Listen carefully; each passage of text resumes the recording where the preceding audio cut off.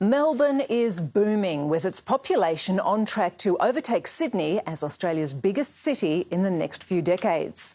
From humble beginnings, it's been meticulously transformed into what we all know is the best city in the world. Now, Peter Mitchell takes you inside the place we call home. Melbourne, rapidly growing and ever-changing. It's the nation's multicultural, hospitality and sporting heart.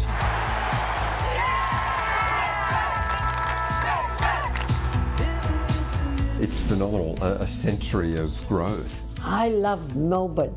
I wouldn't live in anywhere in the world. It's the best city. Melbourne is the fastest growing city in Australia. By 2056, it could reach 9 million residents and become the nation's biggest city. And this is its changing face. The fastest growing city in Australia at the moment. And, while 1 in 4 Australians lives in Victoria, 3/4 of them live right in Melbourne. I've watched Melbourne grow up, and it's a city I love.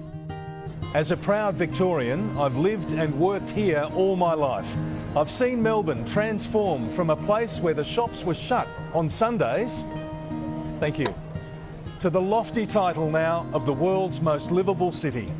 Melbourne has got such beautiful restaurants, beautiful art centres, beautiful culture, and we do everything, football. But that's nothing compared to what the next 30 years are going to bring. The many suburbs and tribes that make up Victoria's capital are evolving in ways our grandparents could never have predicted.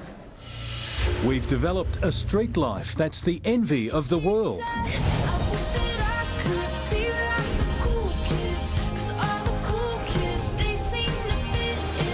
You've got the cafe culture, you've got the cultural capital being Melbourne, and of course sport is part of the DNA of this city. Melbourne's 180 years old and has made a remarkable transformation. Our love of sport and all things cultural have become part of who we are as a modern city, with an increasing urban sprawl. More than half of all new housing approvals are in the medium or high density housing. And so the future actually will be for the vertical communities rather than just that horizontal sprawl of the past. That's the future of Melbourne living. Compared to the rest of Australia, Melbourne has a young population. Our smartest suburb is Parkville, while people in East Melbourne have the city's highest incomes.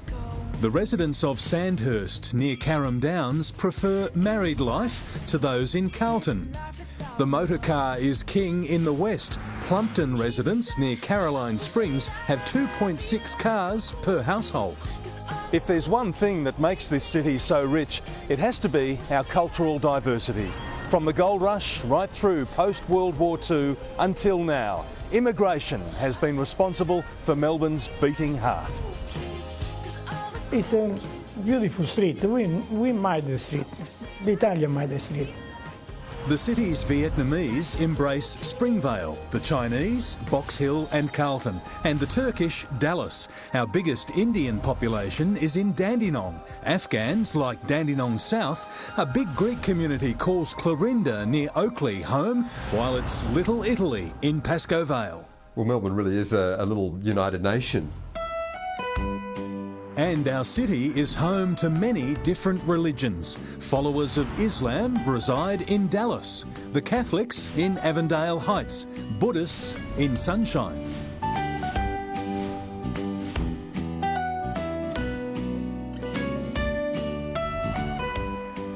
Culturally diverse, vibrant and picture perfect, Melbourne has a very bright future.